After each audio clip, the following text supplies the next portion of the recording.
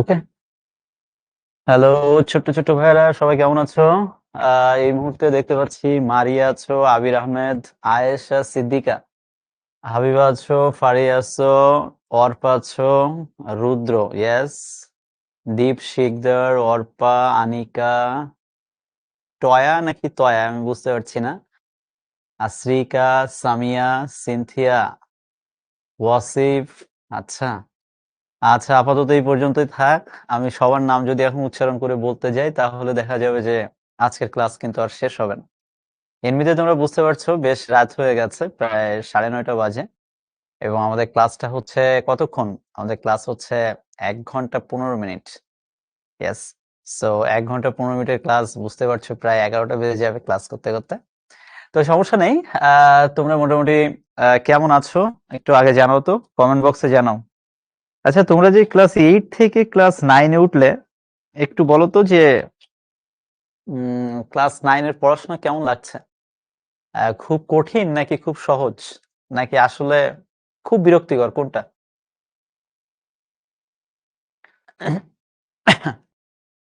একজন বলছে ভালো, একজন বলছে মোটামুটি। আচ্ছা আচ্ছা আচ্ছা, শোনো, ভালো হোক মোটামুটি হোক আর যাই হোক, মূল কথা হচ্ছে দিন শেষে এখন কিন্তু তোমাকে পড়তে হবে। সো যেহেতু পড়তেই হবে, তো ওই যে একটা কথা বলে যে পড়েছি মোগলের হাতে, খানা খেতে হবে সাথে। সো যেহেতু পড়তেই হবে এখন, কিছুই করার নেই বাবা। তুমি যত তাড়াতাড়ি এটার সাথে অ্যাডজাস্ট করে নিতে পারবা ততই ভালো। এবং আরেকটা কথা কি, দেখো দেখতে দেখতে কিন্তু সময় চলে যায়। প্রায় আমরা বছরের কিন্তু দেখো জানুয়ারি মাস তো শেষ, এবং ফেব্রুয়ারি কিন্তু প্রায় মাঝামাঝি চলে আসছে। সো যেহেতু সময় যায় দেখতে দেখতে, সময়ের সাথে তো আসলে আমরা কেউই অ্যাডজাস্ট করে চলতে পারি না। এই জন্য বেটার হচ্ছে যেভাবে হোক, ক্লাস 9-এ উঠেছো কি ক্লাস 10-এ, এটা মাথায় না নিয়ে তুমি যত তাড়াতাড়ি পারো তুমি হচ্ছে তোমার মূল যে পড়াশোনার সাথে একটু অ্যাডজাস্ট করার চেষ্টা করো, ঠিক আছে? এবং আমি এক্ষেত্রে যেটা বলবো, প্রথম দিকে চাপ নেওয়ার কিছু নাই। তোমরা এখন জাস্ট রেগুলার একটু স্কুলে যাও, স্কুলে যে টিচাররা কি বলে একটু দেখো, কোন টপিকগুলো কিভাবে পড়াচ্ছে বা সিলেবাসটা একটু দেখো। এই টুকটাক করে দেখতে দেখতে দেখবা যে একটা সময় সামনে প্রথম সাময়িক পরীক্ষা চলে এসেছে। তো আজকে আহ, খুবই, মানে কি বলবো, মহা গুরুত্বপূর্ণ একটা টপিক নিয়ে আমরা কাজ করব। এই জন্য এটা মহা গুরুত্বপূর্ণ টপিক। তোমরা ক্লাস 9-এ পড়ো ঠিক আছে, কিন্তু তোমাদের আশেপাশে যারা তোমাদের একটু সিনিয়র আছে, বড় ভাই বা বড় বোন বা যেই হোক, সবার কাছে শুনে দেখবা যে বাংলা দ্বিতীয় পত্রে, অর্থাৎ ব্যাকরণের ক্ষেত্রে যে কয়টা টপিক সবার কাছে খুব বেশি কঠিন লাগে, তার মধ্যে একেবারে কমন একটা টপিকের নাম হচ্ছে এই সমাস। তো আমরা যখন পড়াশোনা করতাম, অনেকেই বলতো মানে সমাস শিখতে নাকি 6 মাস সময় লাগে। তো আমরা আপাতত একটু কমেন্ট বক্সটা একটু অফ করে দিচ্ছি, কেননা যেহেতু সমাস শিখতে 6 মাস লাগে, আমরা আজকে সমাসটা 6 মাসে শিখবো না। আমরা একেবারে ঘড়ি ধরে, আমার হাতে ঘড়ি নেই কিন্তু আমি সামনে টাইম দেখতে পাচ্ছি, আমরা একেবারেই ঘড়ি ধরে 1 ঘন্টার মধ্যে আজকে সমাসের প্রথম অংশটা আমরা শেষ করব। অর্থাৎ আমরা সমাসে ক্লাস নিব, আমি আগেই বলে দিচ্ছি, সমাসে আমরা 2টা ক্লাস নিব, পর্ব 1 এবং পর্ব 2। এবং আমরা আজকের পর্ব 1-এ মোটামুটি ভাবে 50 বা 60% শেষ করব, আর পর্ব 2-এ আমরা বাকিটা শেষ করব। তবে একেবারে ক্লাসের শুরুতে যে কথাটা বলা প্রয়োজন সেটা হচ্ছে এই, তোমরা এখনো পর্যন্ত যারা মনে করে থাকো যে সমাস টপিকটা তোমাদের কাছে অ্যাকচুয়ালি অনেক কঠিন লাগে, এবং শুনেছো যে আসলে অনেক কঠিন, শিখতে পড়তে আসলে অনেক কঠিন লাগে, আজকের ক্লাসটা তাদের জন্যই। এবং আমি যেটা বলবো, একেবারে ক্লাসের শুরুতেই একটু, মানে কি বলবো, একেবারে লক্ষ্মী ছেলেমেয়ের মতো বসো খাতা এবং কলমটা নিয়ে। এবং আমি আজকের ক্লাসে এই সমস্যা হচ্ছে আমি আমার মতো করে বুঝিয়ে দিব।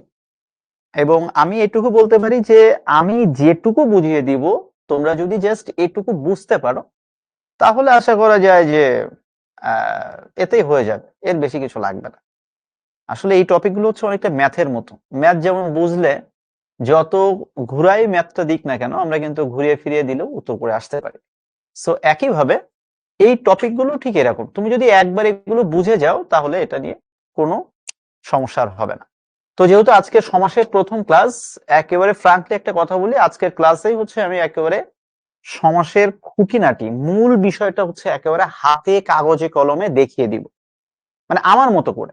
আমার সাথে হয়তো বইয়ের কথা মিল হবে না, মেলারও দরকার নেই, তোমরা বুঝতে পারলেই হবে। আর সেটার জন্য সুন্দর করে আমার কথাগুলো যদি মনে হয় যে ভাইয়ার কথাগুলো একটু সহজ লাগছে, সহজে বোঝা যাচ্ছে, অবশ্যই খাতায় নোট করে রাখবা। এবং তুমি যে নোটটা করেছো যদি পারো আমাদের শিখো শিখবো জিতবো যে গ্রুপটা আছে, গ্রুপে অবশ্যই অবশ্যই তুমি পোস্ট করে দিবা যে আমি এই নোটটা করেছি, এবং যদি আজকের ক্লাসে কোথাও কোনো কিছু বুঝতেও সমস্যা থাকে সেটাও শেয়ার করবা। অনেক সময় দেখা যায় যে ক্লাসে একটা জিনিস মিস হয়ে গেছে, এই জায়গাটা ভাই বুঝতে পারছি না, তুমি জাস্ট গ্রুপে আমাকে মেনশন করে বলবা, আমি সাথে সাথে না হোক একটু পরে ওটা রিপ্লাই দিব। ওকে, সো স্টার্ট দ্য জার্নি। তো সমাস কাকে বলে, সমাস কয় প্রকার, কি কি, আমরা ওটায় পরে যাব। আমরা আজকে মূলত দ্বন্দ্ব সমাস নিয়ে আলোচনা করব আর তৎপুরুষ সমাস নিয়ে আলোচনা করব। তো একেবারে শুরুতে যে বিষয়টা আমরা জানবো সেটা হচ্ছে সমাস কাকে বলে। এটা জানছি একটাই কারণে যে আমার এইটা হয়তোবা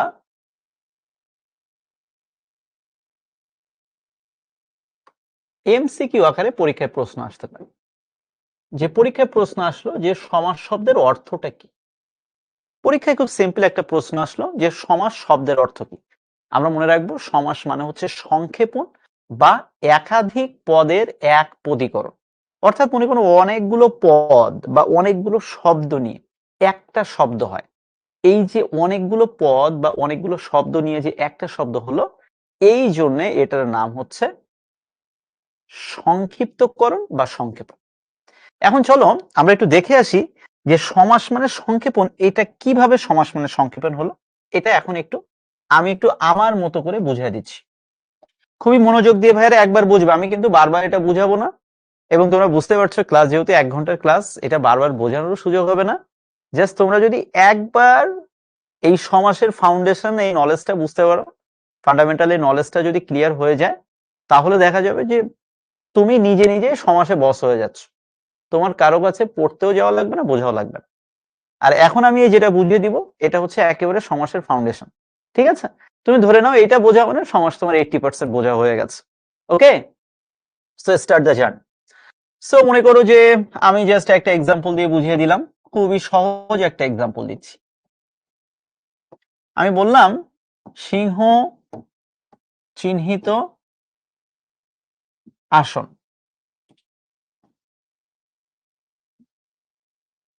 সমান সিংহাসন।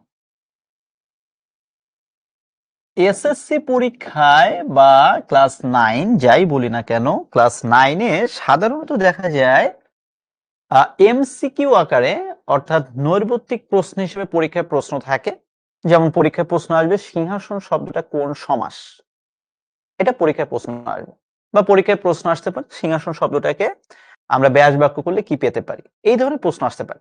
তো আমরা ওই আলোচনায় পড়ে যাব। আমরা সমাসের একেবারে বেসিক জিনিস নিয়ে এখন আলোচনা করছি। প্রথম কথা হচ্ছে সমাস শব্দের অর্থ সিংহাসন, দুঃখিত, সমাস শব্দের অর্থ সংক্ষেপণ কেন হলো। সমাস শব্দের অর্থ সংক্ষেপণ এই জন্য হয়েছে, দেখো এই একটা শব্দ, এই আরেকটা শব্দ, এই আরেকটা শব্দ, তাহলে 3টা শব্দ কিন্তু এখানে আছে, এবং 3টা শব্দের মিলিত একটা রূপ হচ্ছে এই একটা শব্দ যেটাকে আমরা বলছি সিংহাসন। তাহলে এই যে 3টা পদ বা 3টা শব্দ মিলে যে একটা শব্দ হলো, তাহলে এটা কি একটু হলেও সংক্ষিপ্ত হয়েছে? 3টা থেকে যে একটা পদ হয়েছে, তাহলে আমরা বলতে পারি না যে এটা একটু হলেও সংক্ষিপ্তকরণ হয়েছে বা একটু সংক্ষেপণ হয়েছে? এই কারণেই বলা হয় সমাস শব্দের অর্থ হচ্ছে সংক্ষেপণ, অর্থাৎ একাধিক পদ মিলে একটা পদে মিলিত হয়, আর ওই যে একটা পদে মিলিত হয় ওইটাকে বলা হয় সংক্ষিপ্তকরণ পদ। ঠিক আছে, এটা গেল একটা বিষয়। এরপরে এখন যেটা বুঝাবো এটা একেবারে মোস্ট ইম্পর্টেন্ট কথা বলছি, এটা এখন খুব মনোযোগ দিয়ে শোনো। তুমি যদি এই জায়গাটা মিস করো, আমি কিন্তু আজকে বারবার এটা রিপিট করার সময় পাবো না, কেননা বুঝতে পারছো সময় কিন্তু অনেক কম। মনে রাখবা সমাসে মূল যে শব্দটা থাকে, মূল যে শব্দটা থাকবে এইটার নাম হচ্ছে সমস্ত পদ। পরীক্ষায় প্রশ্ন আসবে যে সিংহাসন শব্দের ব্যাস বাক্য কি, বা সিংহাসন শব্দটা কোন সমাস। তো এই যে মূল যে শব্দটা এসেছে, বা এই যে মূল শব্দটা, এটা কোন সমাস, এটা তোমার কাছে জানতে চাওয়া হয়েছে। তুমি মনে রাখবে এই যে মূল শব্দটা, এটাকে আমরা বলছি সমস্ত পদ। Concept clear? Thank you. এই সমস্ত পদকে ভেঙে তুমি এই যা যা লিখেছো, এইটাকে বলা হয় সমস্যমান পদ। দেখো ভাই, আমি এই যা যা বলছি সবই কিন্তু তোমাদের বইয়ে লেখা আছে, কিন্তু আমি আমার মতো করে বলছি, এই জন্য অনেক সময় বইয়ের সাথে মিলছে না। বইয়ের সাথে মেলার কোনো প্রয়োজন নেই। তুমি যদি এটা বুঝতে পারো, এনাফ। বইয়ের সাথে মিলতে হবে এমন কোনো কথা নেই। তাহলে আমি কি বললাম?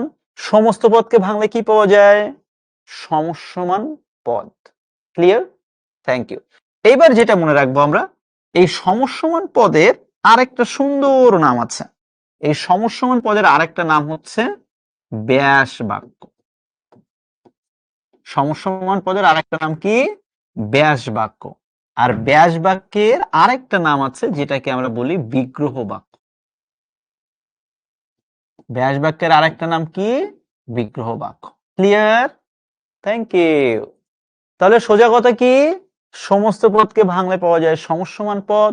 সমস্যমান পদের আরেকটা নাম আছে, যেটাকে আমরা বলছি ব্যাস বাক্য বা বিগ্রহ বাক্য। সাধারণত পরীক্ষায় একটা শব্দ দিয়ে বলে ওইটার ব্যাস বাক্য কি। ব্যাস বাক্য মানে কি? জাস্ট ওই মূল শব্দটা, অর্থাৎ সমস্ত পদকে ভাঙলে তুমি যা যা পাও, সেটাকে আমরা বলি ব্যাস বাক্য। ক্লিয়ার? Thank you. এরপরে এখন যেটা বুঝাবো, এটা কিন্তু অবশ্যই বুঝতে হবে, কেননা এইটা যদি না বোঝো তাহলে অন্তত আমার কাছে সমাজটা বুঝতে পারবা না। হয়তো অন্য টিচারের কাছে বুঝবা, অন্য বই থেকে বুঝবা, কিন্তু এখন যে কথাটা বলবো, আমরা পুরো সমাজটাই বুঝবো এই কথার উপর ভিত্তি করে। সো খুব মনোযোগ দিয়ে কথাটা শোনো। এই যে ব্যাস বাক্য, এই ব্যাস বাক্যের মধ্যে প্রথমে যে পদটা থাকবে, একেবারে শুরুতে যে পদটা থাকবে, এই শুরুর এই পদকে আমরা বলবো পূর্বপদ। আবার বলছি, ব্যাস বাক্যের শুরুতে যে পদটা থাকবে, সেটাকে আমরা বলবো পূর্বপদ। আচ্ছা, পূর্ব মানে কি? পূর্ব মানে আগে। তো মনে করো যে এই যে 1 2 3, এই তিনটা পদ মিলে একটা ব্যাস বাক্য হয়েছিল। তাহলে আমি এখন বলতে পারি না, এই ব্যাস বাক্যের মধ্যে একেবারে পূর্বে বা প্রথম দিকে যে পদটা ছিল, ওইটার নাম হচ্ছে পূর্ব পদ। ক্লিয়ার? Thank you. এরপরে যেটা তুমি মনে রাখবা, সেটা হচ্ছে এই যে ব্যাস বাক্যের একেবারে শেষে বা পরে যে পদটা ছিল, এইটার নাম হচ্ছে পরপদ। মনে থাকবে, ব্যাস বাক্যের শেষে যে পদটা থাকে বা পরে যে পদটা থাকে, সেটার নাম কি? সেটার নাম হচ্ছে পরপদ।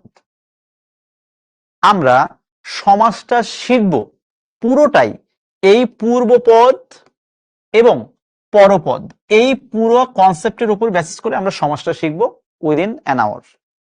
আমরা 1 ঘন্টার মধ্যে আমরা এই পূর্বপদ আর পরপদ নিয়ে গল্প সল্প করতে করতে দেখবো সমাস শেষ। সো আমি এখন একটু কমেন্ট বক্সটা একটু অন করে দিব। এই যে পূর্বপদ বলতে কোনটা বুঝায় আর পরপদ বলতে কোনটা বুঝায়, এইটা তোমরা বুঝেছো কিনা। আমি বললাম নীল যে পদ্ম, নীল যে পদ্ম সমান নীল পদ্ম। বলতো এখানে পূর্বপদ কোনটা আর পরপদ কোনটা? একটু দ্রুত সবাই একটু কমেন্ট বক্সে জানাও তো, যে নীল যে পদ্ম, এখানে পূর্বপদ কোনটা আর পরপদ কোনটা? দেখি কে কে বুঝতে পেরেছো। একটু দ্রুত কমেন্ট বক্সে জানাও প্লিজ। এটা আমি চাইলে পারবো না? হ্যাঁ,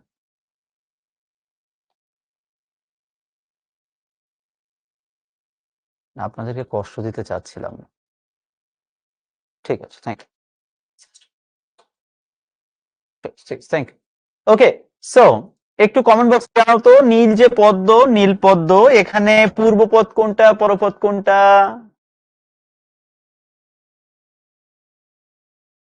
থ্যাংক ইউ। এই যে দেখছো তোমরা আমার থেকে অনেক ভালো বুঝো। এই যে এই নীল, এটা যেহেতু পূর্বে আছে, এটা পূর্বপদ। আর এই যে পদ্ম, যেহেতু ব্যাস বাক্যের একেবারে শেষে আছে বা পরে আছে, এই জন্য এটার নাম পরপদ। তাহলে এখন সবাই একটু কমেন্ট বক্সে জানাও তো ভাই, এতক্ষণ ধরে আমরা যা আলোচনা করলাম, আমি আর একবার ব্রিফিং দিচ্ছি for the last time for you. মূল যে শব্দটা থাকবে, মূল শব্দটাকে আমরা বলবো সমস্ত পদ। সমস্ত পদকে ভাঙলে যেটা পাওয়া যায় সেটাকে আমরা বলবো সমস্যমান পদ। সমস্যমান পদের আরেকটা নাম হচ্ছে ব্যাস বাক্য বা বিগ্রহ বাক্য। এবার আমাদের যেটা মনে রাখতে হবে সেটা হচ্ছে এই ব্যাস বাক্যের একেবারে এই যে পূর্বে বা শুরুতে যে পদটা থাকে সেটার নাম পূর্বপদ, আর ব্যাস বাক্যের শেষে বা পরে যে পদটা থাকে সেটার নাম হচ্ছে পরপদ। সো এখন পর্যন্ত কনসেপ্টটা আমি একেবারে ক্লিয়ার করে দিয়েছি। এখন আমাকে একটু কমেন্ট বক্সে একটু জানিয়ে দেখেন তো আমি যেটুকু বুঝালাম আপনারা বুঝতে পেরেছেন কিনা। রুদ্রনীল বলছেন মাঝখানেরটা কি? ভাইজান আপনার মাঝখানেরটা আপাতত জানার দরকার নেই, ঠিক আছে? মাঝখানেরটা কিচ্ছু জানার দরকার নেই এই মুহূর্তে। আমি এই যে পূর্বপদ পরপদ বুঝাইছি, এইটা বুঝছেন কিনা দেখেন। আমি এতগুলো কথা বললাম ভাই, তুমি ওইটা নিয়ে বলো। মাঝখানেরটা আমাদের জীবনে কোনো কাজেই লাগবে না রে ভাই, বুঝতে পারছো? সো যেটা জীবনে কাজে লাগবে না এ নিয়ে এত টেনশিত হওয়ার কিছু নাই, ঠিক আছে? টেনশিত মানে কি? চিন্তিত, এত দুশ্চিন্তা করার কিছু না। ক্লিয়ার? Thank you. এই যে একজন বলছে পানির মতো সোজা লাগছে, একজন বলতেছে ক্রিস্টাল ক্লিয়ার। আসলে দেখো আমি কিন্তু এতক্ষণ কোনো কঠিন জিনিসই পড়াইনি, জাস্ট একেবারেই বেসিক কিছু কথা তোমাদের সাথে শেয়ার করলাম। তাহলে সোজা কথা, আমরা এখন সমাসটা বুঝবো এই পূর্বপদ এবং পরপদের উপর ভিত্তি করে। সো আমি বুঝতে পারছি পূর্বপদ আমরা বুঝলাম, পরপদ বুঝলাম। Thank you. ও আরেকটা কথা একটু বলে রাখি, সেটা হচ্ছে যে এই পরপদের আরেকটা নাম আছে। পরপদের আরেকটা নামকে বলা হয় উত্তরপদ। অনেক সময় এসএসসি পরীক্ষায় আমরা এমসিকিউ আকারে পরীক্ষায় প্রশ্ন আসতে দেখেছি যে পরপদের আরেক নাম কি। তো আমরা মনে রাখবো পরপদের আরেকটা নাম হচ্ছে উত্তরপদ। ক্লিয়ার? ওকে। তাহলে এখন আমরা ছোট্ট করে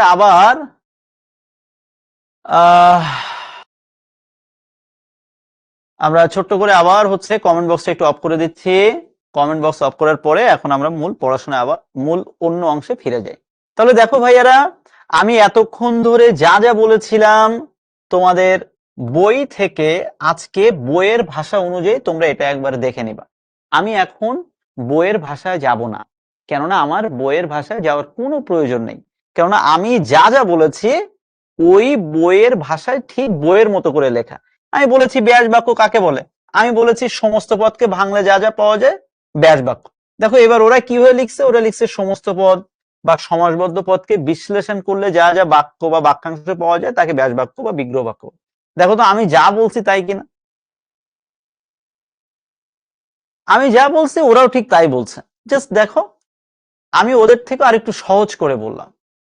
আমার কথা হচ্ছে আমরা যদি সহজটা বুঝতে পারি কঠিন তো এমনি পারবো। সো ব্যাস বাক্য বুঝলাম, সমস্যমান পদ বুঝলাম। এই যে দেখো আমি বলেছিলাম পূর্বপদ কাকে বলে, ব্যাস বাক্যের প্রথম পদটিকে বলে পূর্বপদ। বিলাত হতে ফেরত, বিলাত ফেরত, এখানে বিলাত হচ্ছে পূর্বপদ আর ফেরত হচ্ছে পরপদ। শেষ।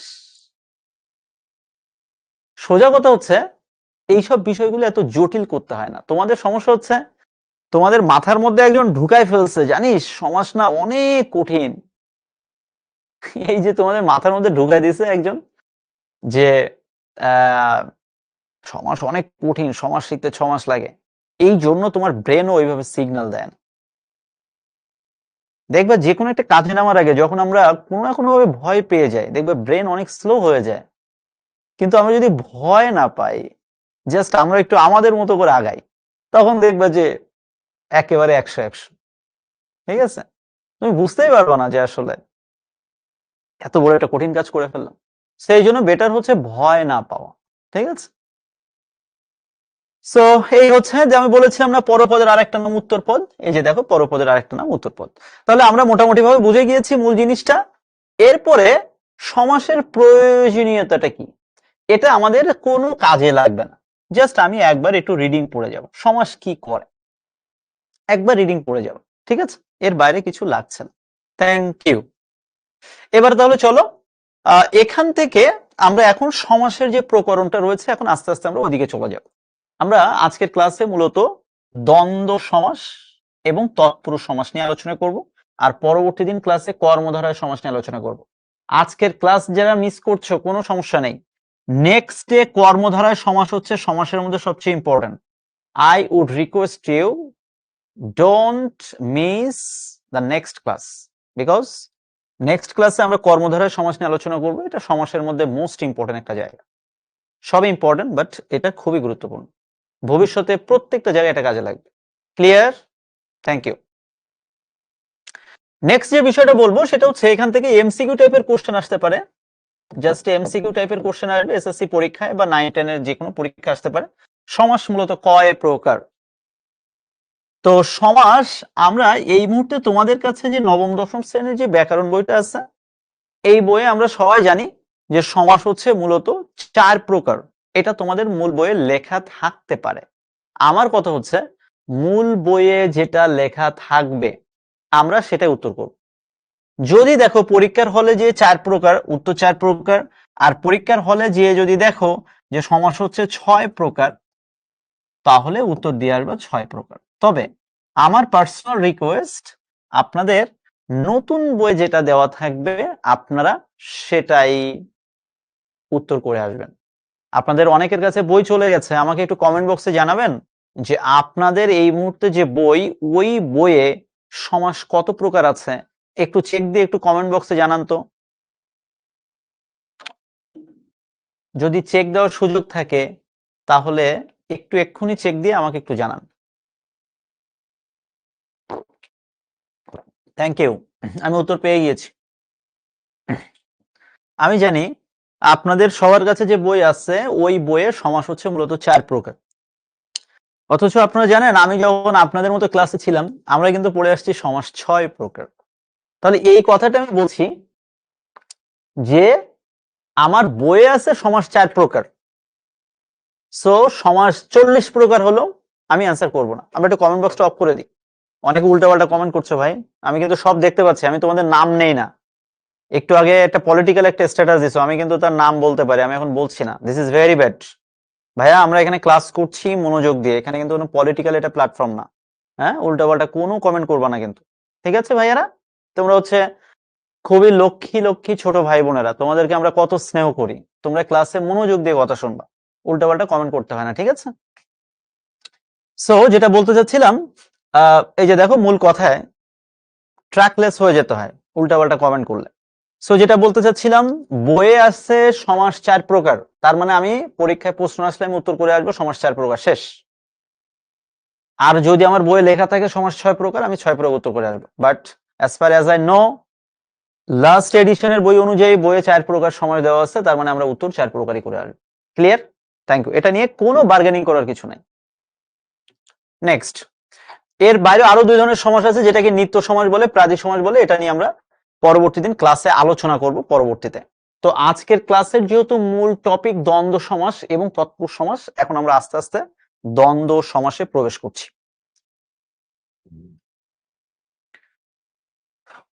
বইয়ে কি লেখা আছে সব বাদ, ধরে নাও সব রাবিশ।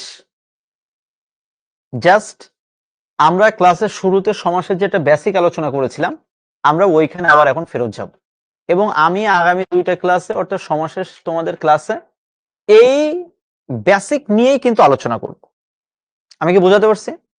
আমার বেসিকে কি ছিল, আমি কিন্তু ওই যে একটা বলেছিলাম সিংহ চিহ্নিত আসন, এখানে সিংহ হচ্ছে পূর্বপদ, আসন হচ্ছে পরপদ।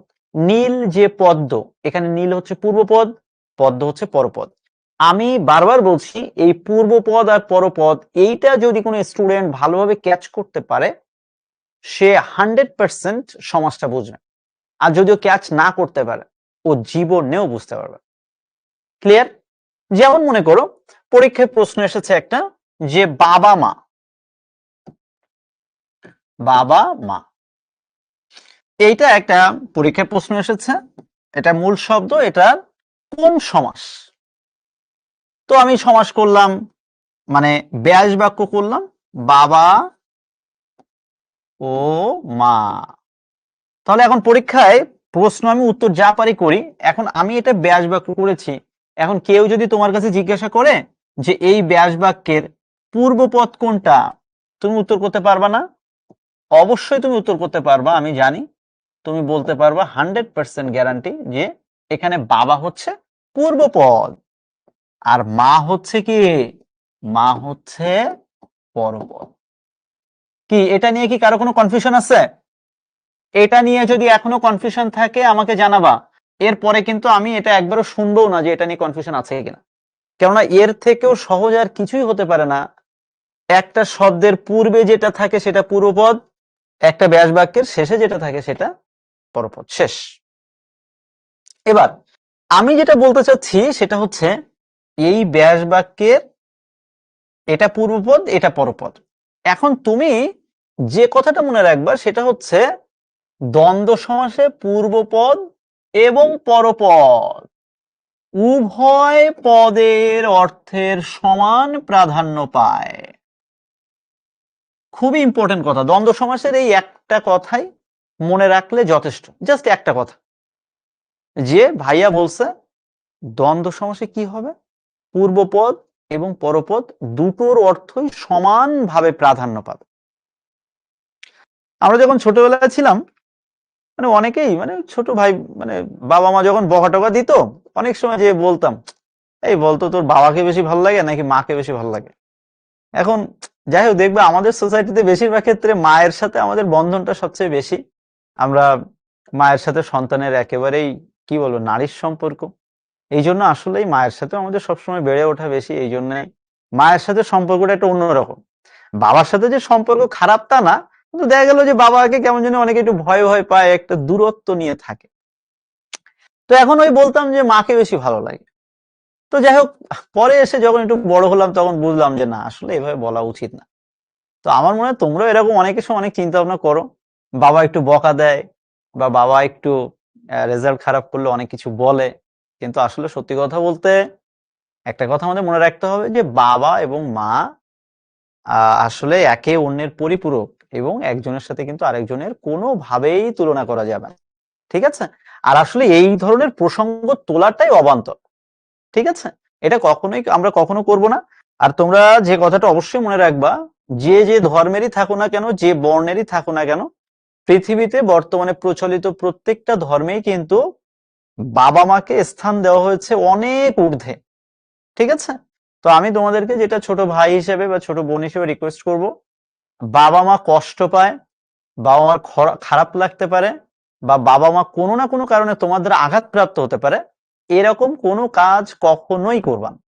ঠিক আছে? খুবই এই বিষয়টা সতর্ক থাকবা। ঠিক আছে? অনেক সময় দেখা যায় যে তুমি হয়তো আজকে খেলতে যাচ্ছ, যেমন আমি তোমাদের মতো বয়সে প্রচুর খেলাধুলা করতাম, বাবার কাছে টাকা চাইতাম 10 টাকা, দিত 5 টাকা। কথার কথা, খুবই খারাপ লাগতো, মনে মনে আরে কি করে এটা সেটা। পরে এসে বুঝলাম যে না, আসলে ওই সময় 10 টাকার অনেক দাম ছিল।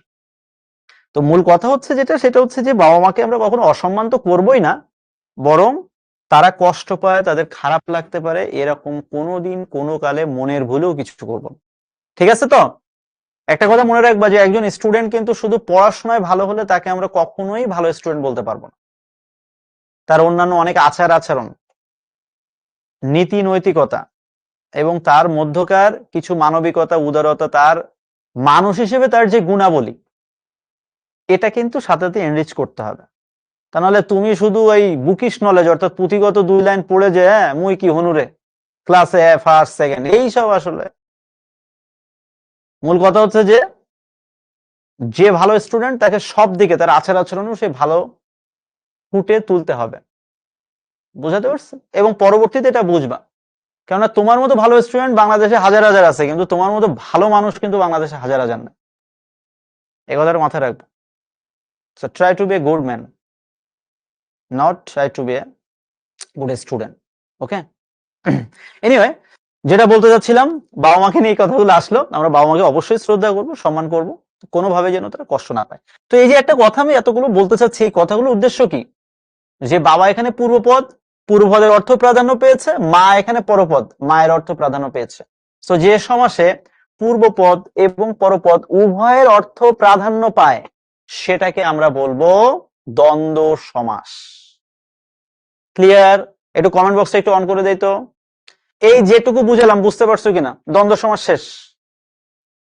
তোমরা এত কঠিন কঠিন করো, পড়া দেখো কত সহজ। একটু কমেন্ট বক্সে কমেন্ট করে জানাও তো ভাইয়েরা, সবাই বুঝতে পারছো কিনা? সবাই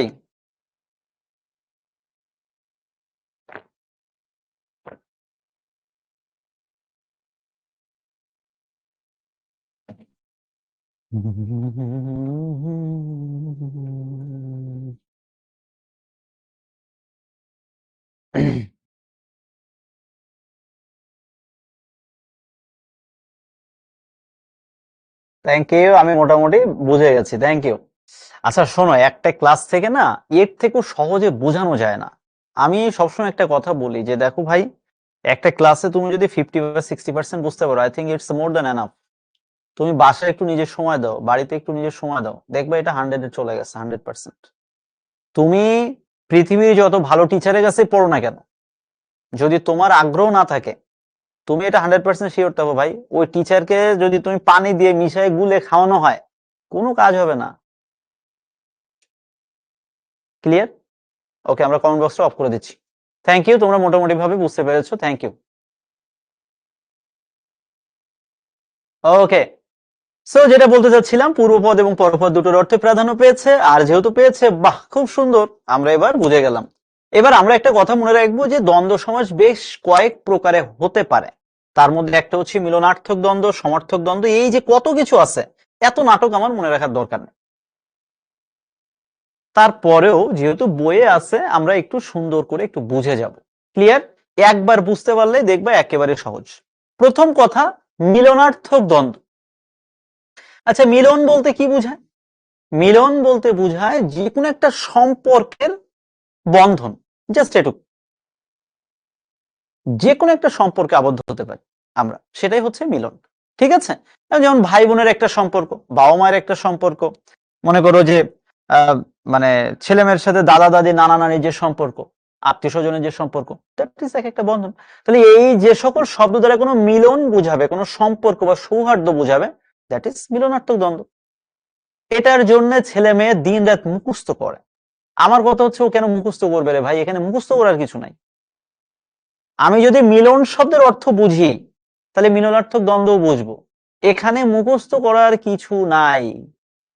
যে মুখস্থ করবা, বিশ্বাস করো পরীক্ষা অ্যান্সার করে আসতে পারবা না, 100% গ্যারান্টি।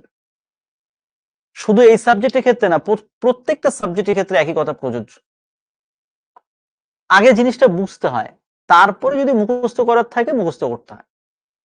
আমি বুঝলাম না, মুখস্থ ঠোঁটস্থ করলাম, ইট উইল নট লাস্ট লঙ্গার। এটা কোনোভাবেই টিকবে না, সোজা কথা। সমার্থক দ্বন্দ্ব, সমার্থক বলতে কি বোঝায়? সমর্থক মানে দেখবা বাঙালি কথার মধ্যেই সবসময় টানে টানে অনেক কথা বলে ফেলে। বলে কি, আরে আমার ঘর বাড়ি ভালো না, হাট বাজারে যে কি করব, জিনিসপত্রের যে দাম। তাহলে এই যে দেখো, বই পুস্তক, ঘর বাড়ি, হাট বাজার, এটা কি একটা শব্দের সাথে আরেকটা শব্দ একেবারে ইন্টার রিলেটেড না?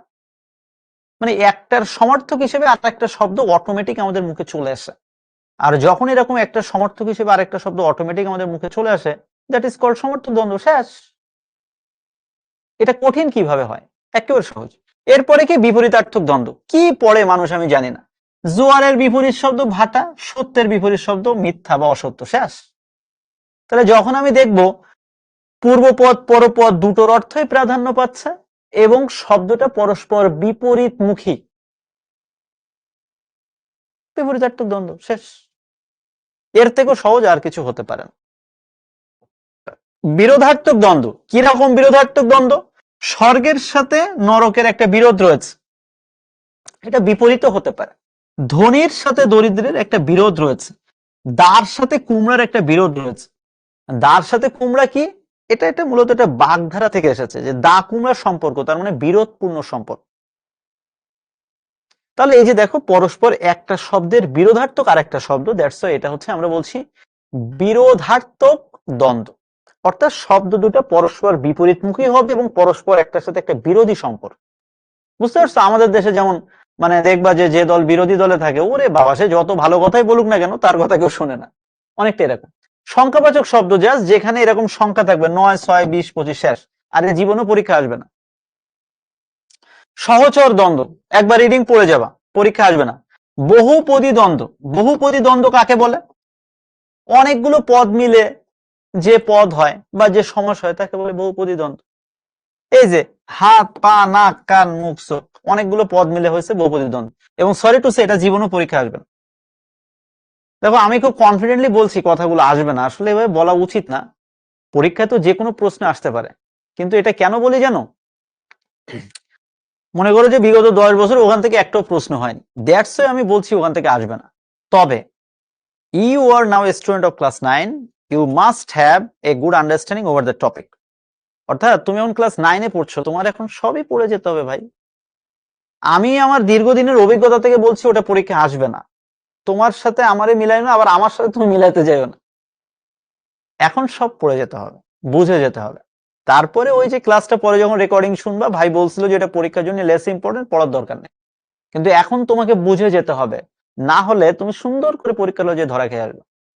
কেননা ওখান থেকে হয়তো ক্লাস এসএসসি তে পরীক্ষা না আসতে পারে, 9-এ তো একটা প্রশ্ন আসতে পারে। ক্লিয়ার? Thank you. এরপরে আমরা যেটা বুঝবো সেটা হচ্ছে অলুক দ্বন্দ্ব।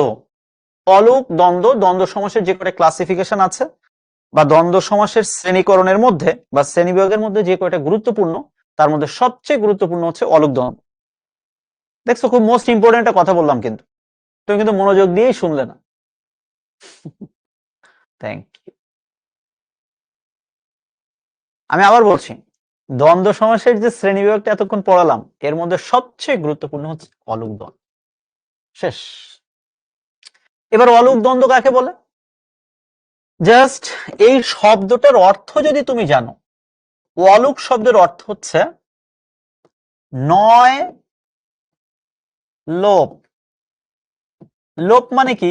অর্থাৎ যা কমে না বা হ্রাস পায় না, অর্থাৎ যা থাকে তাই। অর্থাৎ মূল শব্দে যা থাকে ব্যাস বাক্যেও তাই থাকে। মূল শব্দে ছিল কোলে, ব্যাস বাক্যেও কোলে। মূল শব্দে পিঠে, ব্যাস বাক্যেও পিঠে। মূল শব্দে জলে, ব্যাস বাক্যেও জলে। মূল শব্দে স্থলে, ব্যাস বাক্যেও স্থলে। শেষ। তাহলে মূল শব্দ এবং ব্যাস বাক্যের মধ্যে যদি কোনো কিছু লোপ না পায়, কোনো কিছু হ্রাস না পায়, কোনো কিছু না কমে, দ্যাট ইজ কল্ড অলুক দ্বন্দ্ব সমাস। ক্লিয়ার? ওই বইয়ে কি নাটক লেখা আছে কিছু জানার দরকার নাই, জাস্ট এইটুকু মনে রাখলেই হবে। আবার বলছি, মূল শব্দ এবং ব্যাস বাক্যের মধ্যে যদি কোনো শব্দের পরিবর্তন না হয়, কোনো কিছু না কমে, কোনো কিছু হ্রাস না পায়, সেটা হবে অলুক দ্বন্দ্ব সমাস। Is it clear? Thank you. তো অলুক দ্বন্দ্বটা আমরা বুঝলাম। এরপর চলো আমরা কমেন্ট বক্সে অন করে দিচ্ছি। দ্বন্দ্ব সমাস নিয়ে অনেক কথা হয়ে গেছে, এখন দ্বন্দ্ব সমাসের উপর বেসিস করে আমরা অল্প কয়েকটা কোশ্চেন একটুখানি সলভ করব। তো আমি এই মুহূর্তে কমেন্ট বক্সটা অন করে দিলাম, আপনারা দয়া করে একটু কমেন্ট বক্সে একটু উত্তর করে জানান। প্রথম প্রশ্ন আপনাদের জন্য, জোয়ার ভাটা কোন সমাসের উদাহরণ? জোয়ার ভাটা কোন সমাসের উদাহরণ? সবাই একটু অ্যান্সার করি আমরা প্লিজ। আমরা একটু কমেন্ট বক্সে একটু অন করে দিচ্ছি। এখানে দ্বিতীয় বানানটা ভুল, ঠিক করে দিলাম। আমরা কমেন্ট বক্সটা অন করে দিলাম এবং আমরা এবার প্রশ্নগুলো একটু, তাই sure, thank you. Okay, thank you. আমরা মোটামুটি ভাবে উত্তর পেয়ে গিয়েছি, থ্যাংক ইউ ভেরি মাচ।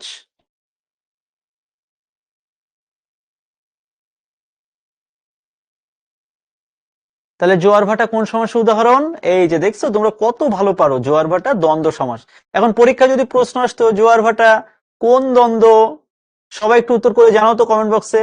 জোয়ার ভাটা দ্বন্দ্ব সমাসের যে শ্রেণী বিভাগ আমরা দেখলাম তার মধ্যে কোন দ্বন্দ্ব সমাস আমরা বলতে পারি জোয়ার ভাটা কে? একটু বলো তো, সবাই দ্রুত বলো।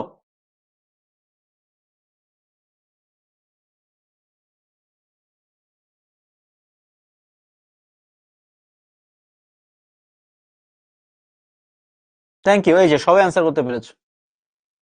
বিপরীতার্থক দ্বন্দ্ব, অফ করে দিতে পারবে, থ্যাংক ইউ ভেরি মাচ। পরবর্তী প্রশ্ন, ওহি নকুল কোন সমাস? ওহি নকুল আমি একটু ক্লিয়ার করে দিচ্ছি। ওহি শব্দের অর্থ কি? ওহি শব্দের অর্থ হচ্ছে সাপ, আর নকুল মানে হচ্ছে বেজি। সাপের সাথে বেজির সম্পর্কটা কি একটু মনে করে দেখো তো। আচ্ছা আমি বলে দিচ্ছি, এটা হচ্ছে বিরোধার্থক সম্পর্ক, আর বিরোধার্থক যেখানে সম্পর্ক সেটা হচ্ছে বিরোধার্থক দ্বন্দ্ব। তো ওখানে যেহেতু বিরোধ নাই, বিরোধার্থক এ নাই, কিন্তু এখানে কিন্তু দেওয়া আছে দ্বন্দ্ব সমাস, তাহলে আমরা উত্তর করব দ্বন্দ্ব সমাস। ক্লিয়ার? পরীক্ষায় যদি শ্রেণীবিভাগ থেকে আসে উত্তর করে দিব হচ্ছে বিরোধার্থক দ্বন্দ্ব, আর যদি দেখি পরীক্ষায় বিরোধার্থক নেই, সরাসরি দ্বন্দ্ব সমাস, তাহলে তো আরো বেঁচে গেলাম, একেবারে সোজা। পরবর্তী প্রশ্ন, ব্যাস বাক্য কাকে ব্যাখ্যা করে? খুবই ভালো একটা স্মার্ট কোশ্চেন, কিন্তু সবাই একটু অ্যান্সার করবো আমরা প্লিজ।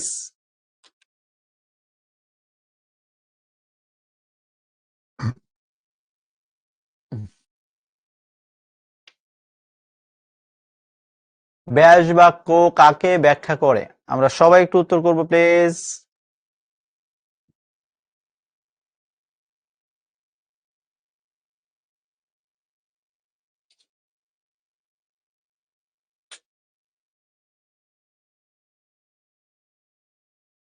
Thank you. আমরা সবাই জানি ব্যাস বাক্য সবসময় সমস্ত পদকে ব্যাখ্যা করে। কি ভুল হচ্ছে? ব্যাস বাক্য অবশ্যই সমস্ত পদকে ব্যাখ্যা করে, কেন ওই যে সমস্ত মূল যে শব্দটা ওটাকে সমস্ত পদ বলে, আর ওই সমস্ত পদকে যে ভাঙে তাকে কি বলে? ব্যাস বাক্য বা বিগ্রহ বাক্য বা সমস্যমান পদ। Thank you. পরবর্তী প্রশ্ন, সমাসবদ্ধ পদকে কি বলে? অর্থাৎ ওই যে আমি বলেছিলাম, এই যে মূল যে শব্দটা ছিল সিংহাসন, এই সিংহাসন শব্দটাকে আমরা কি বলবো? কি মনে আছে না? ওই কথাটাকেই বলছে সমাসবদ্ধ পদ। সমাসবদ্ধ পদকে কি বলে?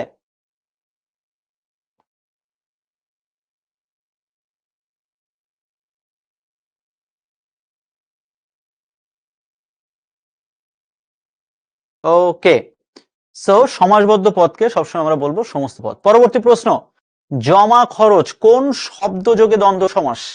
একেবারে সোজা প্রশ্ন। জমা খরচ,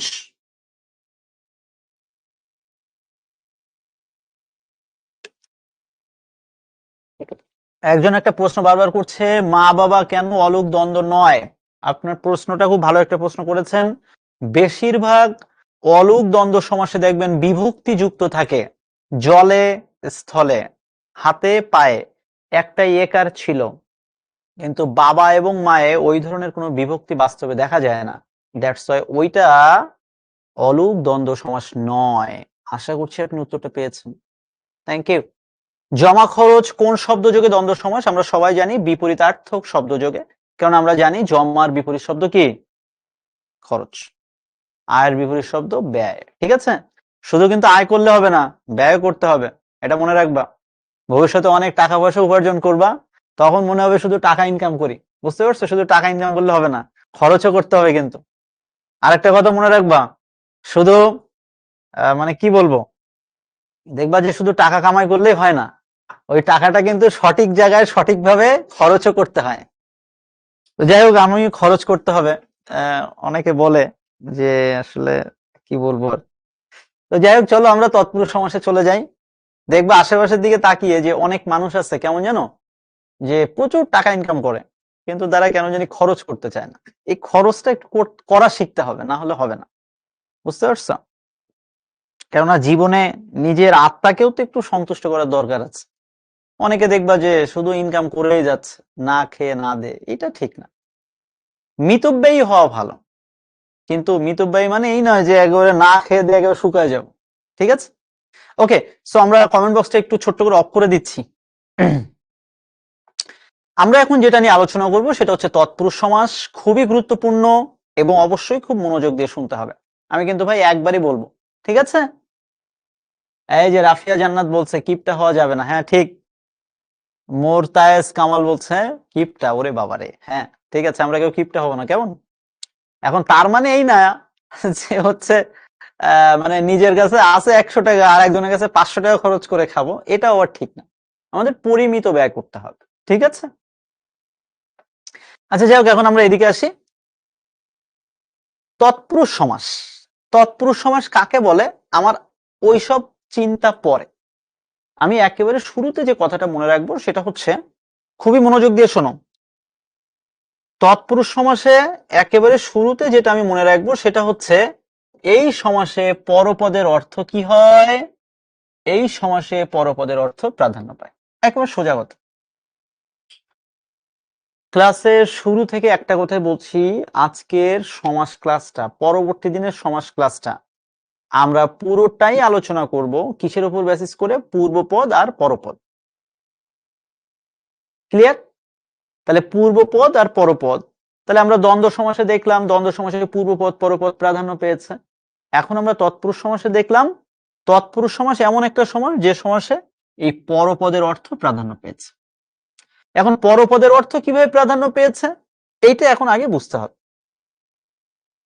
দুঃখ প্রাপ্ত, এটার পূর্বপদ হচ্ছে দুঃখকে, আর প্রাপ্ত হচ্ছে পরপদ। এখন আমি যদি তোমাদেরকে এখন প্রশ্ন করি যে বলো তো ভাইয়ারা, দুঃখকে প্রাপ্ত, এখানে দুঃখকে বা দুঃখ পূর্বপদ, প্রাপ্ত হচ্ছে পরপদ। আমি যদি এখন তোমাদেরকে প্রশ্ন করি যে এখানে কোন পদের অর্থ প্রাধান্য পেয়েছে, আমি খুব ভালোভাবে জানি তোমরা অনেকেই বলবা যে ভাইয়া এখানে দুঃখ প্রাধান্য পেয়েছে। আমি জানি তোমরা অনেকেই বলবো, কিন্তু একটা সত্যি কথা বলি, এখানে দুঃখকে বা দুঃখ এটা প্রাধান্য পায়নি, পেয়েছে হচ্ছে মূলত প্রাপ্ত এটা। কেন এটা আসতেছে? অকাল মৃত্যু, অকালে মৃত্যু, এখানে অকাল এটা পূর্বপদ, মৃত্যু এটা হচ্ছে পরপদ। এবার একটু বলো তো, পূর্বপদের অর্থ প্রাধান্য নাকি পরপদের অর্থ প্রাধান্য? এবার যদি না বলতে পারো তাহলে কিন্তু বকা দেব। আমি জানি এবার মনে হয় কিছুটা বোঝা যাচ্ছে যে পরপদের অর্থে প্রাধান্য। শোনো বাবা, আগে তো মৃত্যু, তারপরে সেই মৃত্যুটা স্বাভাবিক মৃত্যু হয়েছে নাকি অকাল মৃত্যু হয়েছে সেটা নিয়ে আমরা পরে কথা বলবো। আগে তো আমি এই জীবনে পেয়েছি, তারপরে আমি চিন্তা করে দেখব জীবনের শেষ পর্যায়ে যে আমি চিন্তা করব আমার এইটুকু জীবনে আমি কি দুঃখই বেশি পেলাম নাকি সুখ বেশি পেলাম। তাহলে বাবা আগে তো প্রাপ্ত, আগে পাওয়া, তারপরে না সেটা দুঃখ।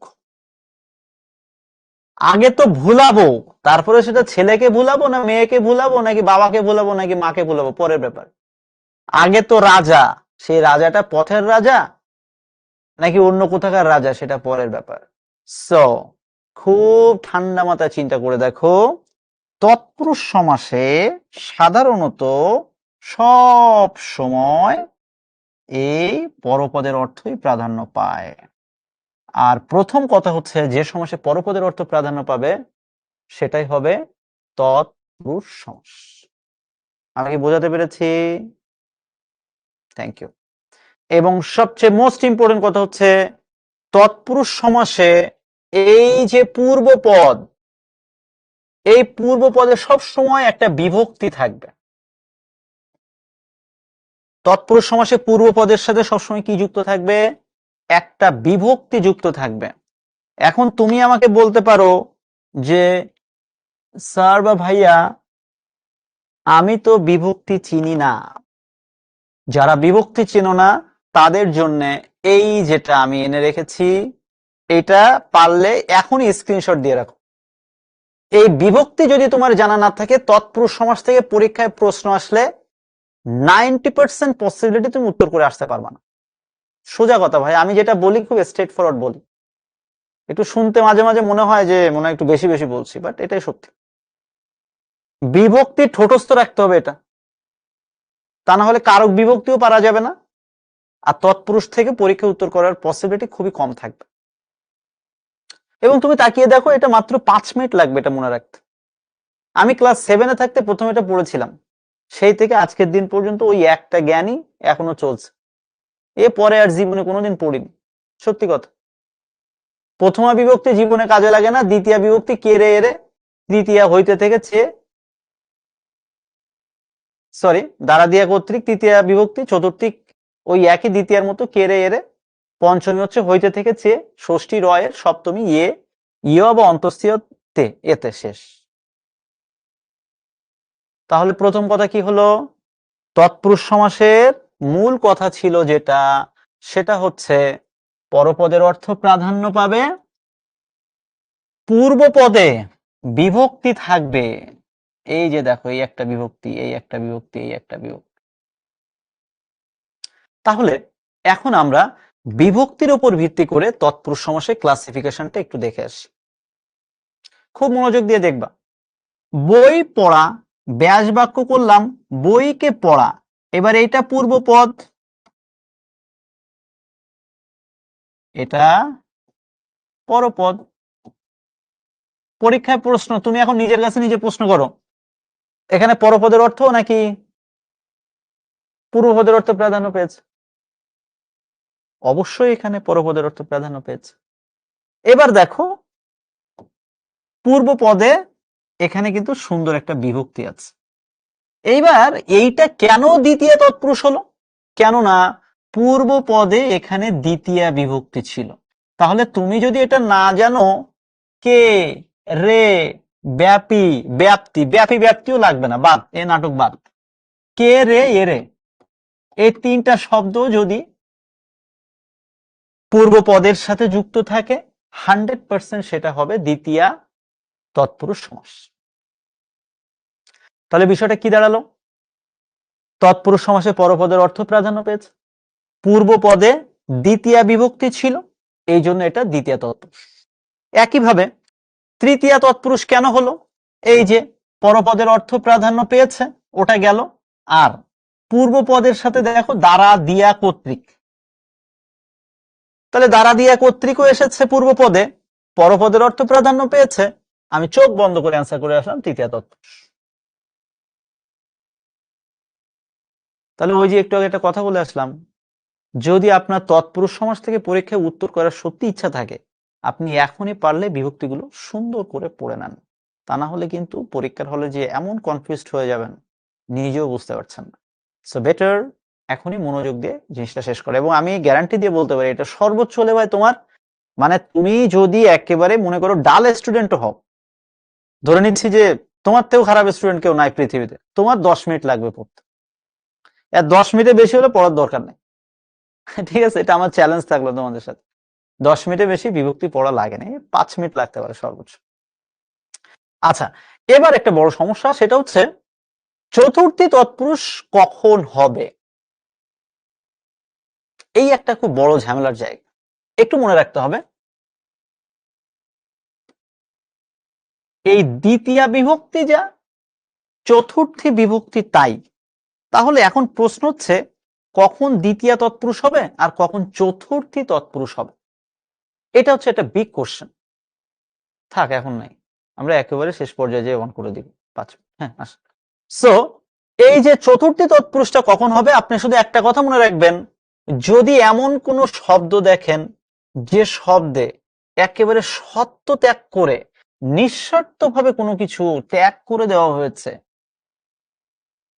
নিঃস্বার্থভাবে আমরা অনেক কিছুই জীবনে ত্যাগ করে দিই, যেমন আমরা ভিখারিকে যখন ভিক্ষা দেই, আমরা কি একবারও এটা ভেবে দেখি ওরে আজকে 10 টাকা দিচ্ছি, কালকে ওর কাছ থেকে 50 টাকা নিব?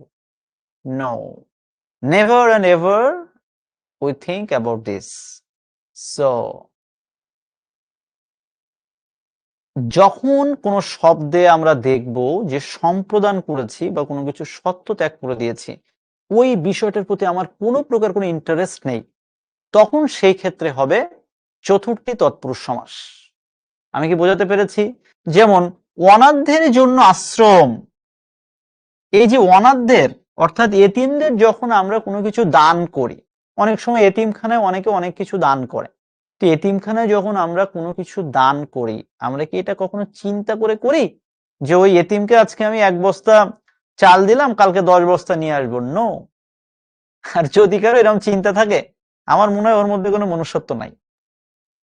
তাহলে এই যে আমি অনাথদের জন্য বা এতিমদের জন্য যে একটা আশ্রম করলাম, তাহলে এই অনাথদের জন্য আমি যেটা দিলাম এটা তো একেবারেই সত্য ত্যাগ করে দিয়েছি, নিঃস্বার্থভাবে ত্যাগ করেছি। দ্যাটস ওয়াই এটা যেহেতু এখানে জন্য আছে বা কের জন্য, জন্য বা নিমিত্ত, অর্থাৎ কারোর জন্য বা কারোর নিমিত্তে কিছু করা, দ্যাটস ওয়াই এটা হচ্ছে চতুর্থী তৎপুরুষ সমাস। এবং আরো একটা কথা বলি, আসলে পরীক্ষার জন্য চতুর্থী তৎপুরুষ সমাস খুব একটা গুরুত্বপূর্ণ না। ওকে, থ্যাংক ইউ। তাহলে সোজা কথা, দ্বিতীয় তৎপুরুষ আর চতুর্থী তৎপুরুষ অলমোস্ট সেম। যদি কোনো শব্দ দ্বারা আমরা দেখি সত্য ত্যাগ করে দেওয়া হচ্ছে, নিঃস্বার্থভাবে কিছু দেওয়া হচ্ছে, দ্যাট ইজ চতুর্থী তৎপুরুষ।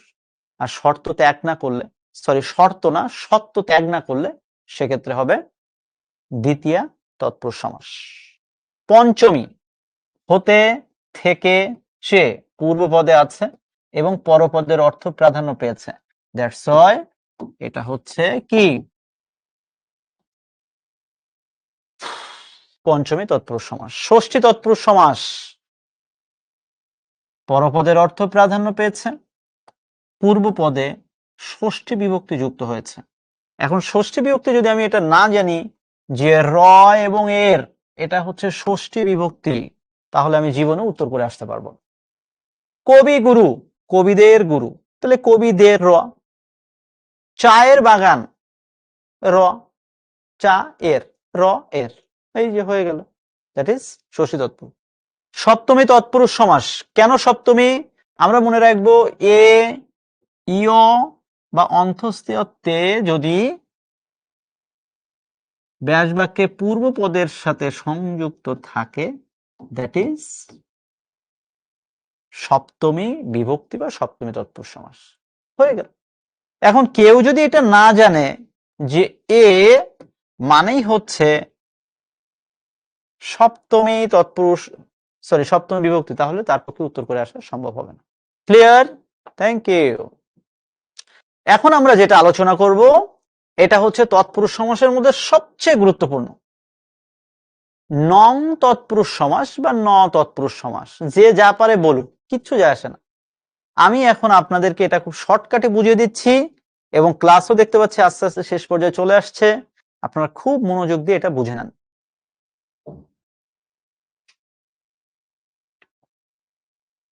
খাতায় সুন্দর করে লিখে রাখেন, নং তৎপুরুষ সমাস জাতীয় শব্দ সব সময় কি দিয়ে শুরু হবে?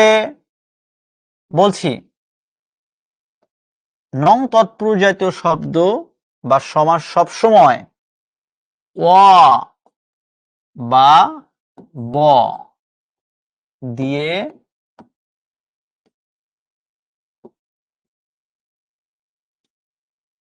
শব্দটি শুরু হবে। এই একটা কথা যদি তোমরা মনে রাখতে পারো, আমি গ্যারান্টি দিয়ে বলতে পারি পরীক্ষায় এখান থেকে প্রশ্ন আসলে তুমি উত্তর করে আসতে পারবে। আর যদি এটা মনে না রাখতে পারো, বিশ্বাস করে এই প্রশ্ন উত্তর করে আসতে পারবা। সোজা কথা, মূল শব্দটা কি দিয়ে শুরু হবে? অ দিয়ে বা ব দিয়ে। এবং আমরা ব্যাস বাক্য করব সবসময় এই অ বা ব দিয়ে থাকলে সবসময় এই নয় না লিখে তুমি যদি এখানে ন লেখো তাও হবে। বইয়ে লেখা আছে নয়, দরকার নেই ন লেখার, তুমি লেখো শুধু ন। তাহলে ন, এই অনাচার, প্রথমে ব্যাস বাক্য লিখলে ন, অনাচারের বিপরীত শব্দ আচার, অনৈক্য ন ঐক্য, অকাতর ন কাতর, শেষ। এবার অ দিয়ে তো আমি বুঝলাম, এবার আমি একটা শব্দ লিখলাম বেতার। বেতার শব্দটা কি দিয়ে শুরু হয়েছে? শব্দটা শুরু হয়েছে ব দিয়ে। তাহলে ব দিয়ে যেহেতু শুরু হয়েছে, ভাইয়া কি বলছে? এটা ঠিক ন দিয়ে ব্যাস বাক্য শুরু হবে। ন, বেতারের বিপরীত শব্দ তার, বেতার সমান নং তৎপুরুষ। কথায় কথায় অনেকে আমাদেরকে বলে না বেয়াদব, এই যে বেয়াদব, ওরে বাবা রে, ছেলেটা এত বেয়াদব বাবা। তাহলে এই যে ন আদব, তাহলে আমি বললাম ন আদব, এই যে ন দিয়ে করলাম, নং তৎপুরুষ হয়ে গেল। তাহলে দেখো তো ব দিয়ে শুরু হয়েছে কিনা, এবং ব্যাস বাক্য করলাম ন দিয়ে, হয়ে গেল নং তৎপুরুষ সমাস। ক্লিয়ার কিনা? অনাদর, অনাদর না অনাদর, অর্থাৎ যে আদরের অভাব, ন আদর শেষ। অকাতর, ন কাতর শেষ। তাহলে ভাই সোজা কথা কি, নং তৎপুরুষ সমাস সবসময় শুরু হবে কি দিয়ে, অ বা ব দিয়ে, এবং ব্যাস বাক্য করবো আমরা কি দিয়ে, ন দিয়ে। আর ন দিয়ে ব্যাস বাক্য মানেই হচ্ছে নং তৎপুরুষ সমাস। Concept clear? Thank you. অলুক তৎপুরুষ, একটু মনে করে দেখেন তো, অলুক তৎপুরুষ আমরা আজকে চলে এসেছি মাত্রই। আমরা আজকের ক্লাসের প্রায় শুরুর দিকে অলুক দ্বন্দ্ব পড়েছিলাম কিনা?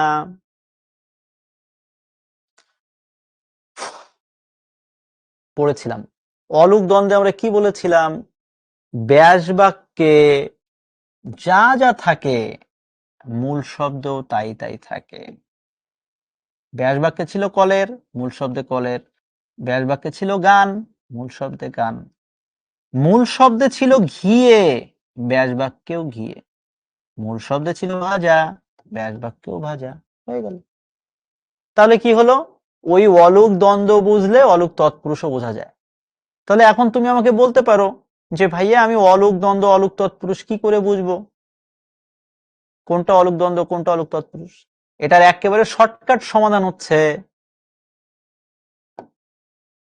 একটু খেয়াল করে দেখেন তো, তৎপুরুষ সমাসের কথা কি ছিল, পূর্বপদের অর্থ প্রাধান্য পাবে। দেখেন তো এখানে পূর্বপদের অর্থ প্রাধান্য পাইছে কিনা। গান, পড়া, ভাজা প্রাধান্য পেয়েছে, দ্যাটস এটার নাম অলুক তৎপুরুষ। কিন্তু আপনি অলুক দ্বন্দ্বে যান, দেখবেন পূর্বপদ পরপদ দুটোর অর্থে প্রাধান্য পেয়েছে। একটু পড়তে হবে বাবা, একটু পড়তে হবে। বারবার একই কথা বলি, একটু সময় না দিলে হবে না। এখন রাত 10:30 বেজে গেছে বলে আর লেখাপড়া করা যাবে না, এই চিন্তা থেকে বেরোয় আসতে হবে। আমি কি বোঝাতে পারছি? মূল কথা এত সহজ না, আবার বুঝতে পারলে খুবই সহজ। আমি কি বোঝাতে পারছি তোমাদেরকে? Thank you. উপপদ তৎপুরুষ সমাস, বেশি কিছু বোঝার দরকার নেই, বইয়ে যা লেখা আছে সব বাদ। শুধু একটা কথা মনে রাখবা, একটা শব্দ দেখবা, সেই শব্দের ব্যাস বাক্য করবা, যদি কোনো ব্যাস বাক্যের শেষে যে বা যা চলে আসে সরাসরি হয়ে যাবে উপপদ তৎপুরুষ সমাস। ক্লিয়ার? ইন্দ্রজিৎ ইন্দ্রকে জয় করেছে যে। ক্লিয়ার? জলচর জলে চরে যে বা যা, যে বা যা ব্যাস বাক্যের শেষে আসবে উপপদ তৎপুরুষ হয়ে যাবে। ক্লিয়ার? গৃহে থাকে যে, গৃহস্থ, শেষ। তাহলে কি হলো শর্টকাট, ব্যাস বাক্যের শেষে সাধারণত যে বা যা থাকে সেটাই উপপদ তৎপুরুষ সমাস হয়। আশা করছি বিষয়টা আপনারা বুঝতে পেরেছেন। তাহলে এখন আমি যেহেতু ক্লাসের শেষ পর্যায়ে চলে এসেছি, একটু কমেন্ট বক্সটা একটু অন করে দিচ্ছি। আমরা এখন সুন্দর করে একটু কমেন্ট করব, যে এখন আমি 5টা প্রশ্ন তোমাদেরকে তৎপুরুষ সমাসের উপরে দিব, সবাই একটু কমেন্ট বক্সে একটু উত্তর করে জানাবে। প্রথম প্রশ্ন, অলৌকিক কোন সমাসের উদাহরণ? একটু সবাই আনসার করবো আমরা প্লিজ।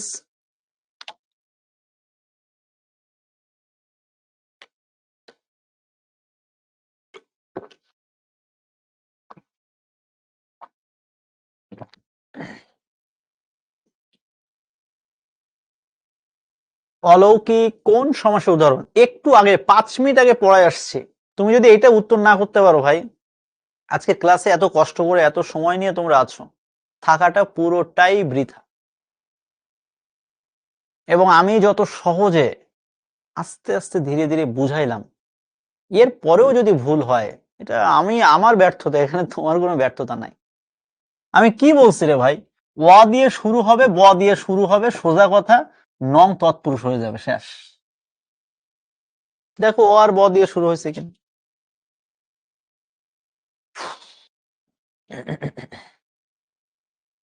Thank you.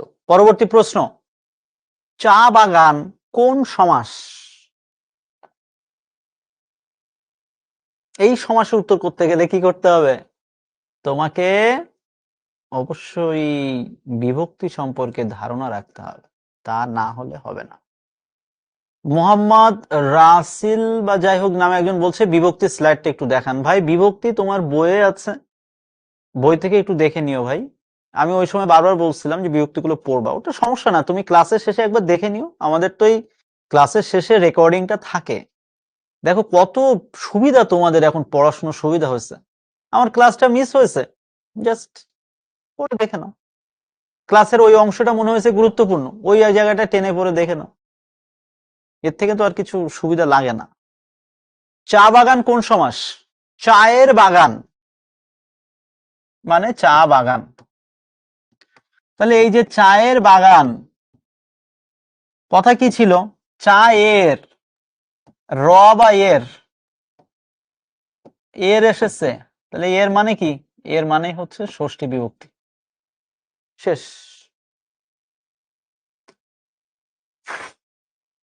পরবর্তী প্রশ্ন, অনাথাশ্রম, অনাথদের জন্য আশ্রম, এটি কোন সমাস? খুবই স্মার্ট একটা প্রশ্ন। চলুন আমরা একটু অ্যান্সার করে আসি।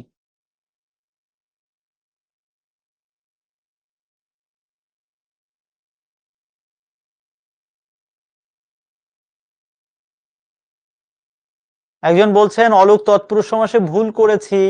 খুবই ভালো। অলুক তৎপুরুষে কোনটা ভুল হয়েছে একটু বলতে পারবেন? কোথায় ভুল হয়েছে mister Tanvir? Would you please explain. কি কোনো উত্তরে ভুল ছিল ওখানে নাকি? হ্যাঁ, এক্সপ্লেন করতে হবে তো। আচ্ছা, আমরাও তো মানুষ নাকি, অনেক সময় স্লাইডের মধ্যে অনেক উত্তরে ভুল থাকে, একটু বানানে ভুল থাকতে পারে। টিচারও তো আসলে মানুষ। তোমরা কি মনে করো টিচাররা রোবট? অনেক সময় দেখা গেল যে একটা উত্তর মিসিং হতে পারে, এটা ধরিয়ে দিতে হবে। আর মনে রাখবা যে যারা একটু জ্ঞান আছে তারা সবসময় দেখবে ভুলটাকে সহজে নিতে পারে। হ্যাঁ। ও আচ্ছা আচ্ছা আচ্ছা আচ্ছা আচ্ছা, ওইখানে আচ্ছা পূর্বপদ, আচ্ছা আচ্ছা, আমি একটু দেখে আসি। অলুক তৎপুরুষ সমাসে ও আচ্ছা আচ্ছা আচ্ছা আচ্ছা, sorry sorry sorry, thank you thank you thank you. দেখছো, আরে তুমি তো আসলে জিনিয়াস দেখতে পাচ্ছি। থ্যাংক ইউ ভাই। এই যে আমি এই ভুলগুলোই তো চাই। এই যে তুমি আমাকে এখন দেখিয়ে দিলে, আমি এখানে লিখবো পরপদ, আমি লিখে ফেলেছিলাম কি পূর্বপদ। থ্যাংক ইউ ভাই, স্যালুট। কেউ যদি একটু ভুল ধরা যায় না, খুব ভালো লাগে। এই যে দেখো আমি ওখানে, আমরা সবাই জানি কি কি জানি আমরা, তৎপুরুষ সমাসে পরপদের অর্থ প্রাধান্য পায়। এবার আমি পরপদ মুখে বলেছি, বাট লিখেছি কি পূর্বপদ। থ্যাংক ইউ ভাইয়া, থ্যাংক ইউ।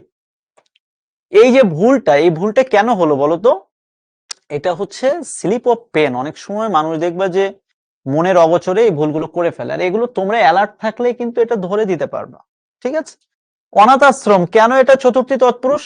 ওই যে বলেছিলাম, সত্য ত্যাগ করে নিঃস্বার্থভাবে কোনো কিছু আমি দিয়ে দিয়েছি। সো অবশ্যই অবশ্যই এটা হবে চতুর্থী তৎপুরুষ। পরবর্তী প্রশ্ন, অলুক তৎপুরুষ সমাসের উদাহরণ কোনটি? চলো আমরা সবাই একটু উত্তর করব। একেবারে ক্লাসের শেষ পর্যায়ে চলে এসেছি। এই দুইটা প্রশ্ন উত্তর করে আমরা আজকে রাতের মতো ছুটি নিব, কালকে থেকে আবার পড়াশোনা করব।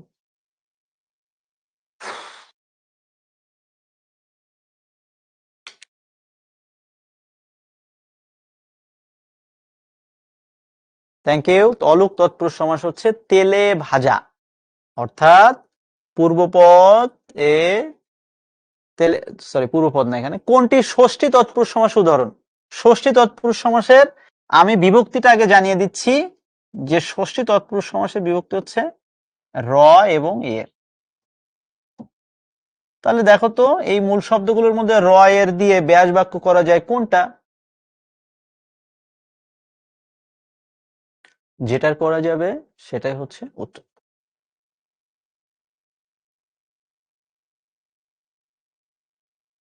ভেরি গুড, রাজপুত্র, রাজার পুত্র। বাহ বাহ বাহ বাহ, সুন্দর। সো এই যে দেখতে দেখতে হচ্ছে আমরা একেবারে ক্লাসের শেষ পর্যায়ে চলে এসেছি। এখন আমরা দেখো ভাইয়ারা, দেখতে দেখতে কিন্তু 1 ঘন্টা 10 মিনিট 15 মিনিট কাটিয়ে ফেলছি। সো এখন কথা হচ্ছে, আমরা সবাই মোটামুটি উত্তর করতে পেরেছি। আর আমি কিন্তু ক্লাসের শুরুতে তোমাদেরকে একটা কথা বলেছিলাম, যে কি বলেছিলাম, এই টপিকটা কিন্তু তথাকথিতভাবে আমরা সবসময় বলি যে অনেক কঠিন। এখন তোমরা একটু কমেন্ট বক্সে জানাও তো, এই যে এতক্ষণ ধরে আমরা যেটুকু পড়লাম বুঝলাম, তোমাদের কাছে কি খুব কঠিন লেগেছে? সবাই একটু কমেন্ট বক্সে জানাও তো, এটা কি খুব কঠিন টপিক ছিল?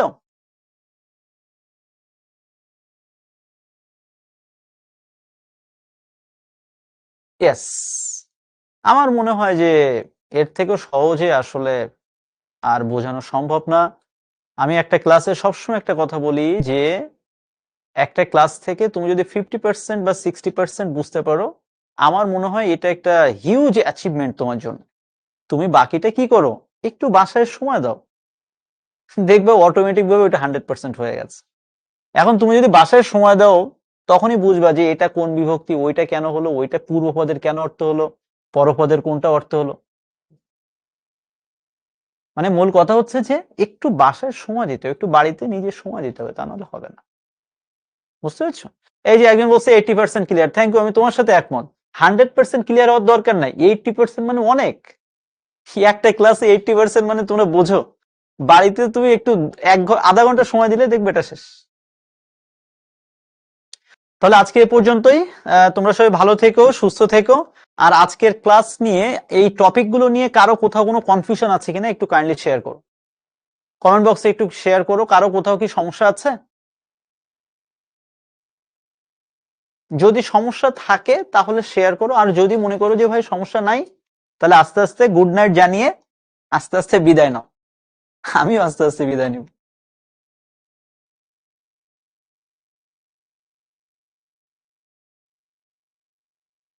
একজন বলছে তার ঘুম আসছে না। এই ঘুম আসবে না কেন, এখন তো বাইরে কি সুন্দর আবহাওয়া, চোখ বন্ধ করলেই ঘুম আসার কথা। Okay, so thank you very much. সবাই তাহলে ভালো থেকো, আমি তেমন কোনো সমস্যা দেখতে পাচ্ছি না। আর তোমাদেরকে একটা কথা সবসময় বলি, এর বাইরেও যদি কারো কোথাও সমস্যা থাকে, তোমরা অবশ্যই দেখো আমাদের শিখো শিখবো জিতবো গ্রুপে তোমরা কানেক্টেড আছো। তোমাদের একাডেমিক প্রোগ্রাম ক্লাস 9 SSC 27 এই গ্রুপে কানেক্টেড আছো। কোথাও বাংলা নিয়ে কোনো সমস্যা হলে সাথে সাথে আমাকে জানাবে। আমি হয়তো 2 দিন পরে রিপ্লাই করব বা 2 ঘন্টা পরে, তাও রিপ্লাই করব। ক্লিয়ার? তো সবাই ভালো থেকো, সুস্থ থেকো, তোমাদের সবার জন্য শুভকামনা জানিয়ে আজকের মতো এখানেই বিদায় নিচ্ছি। আশা করছি পরবর্তী দিন ক্লাসে আবার দেখা হবে। সবাইকে অসংখ্য ধন্যবাদ। শুভরাত্রি।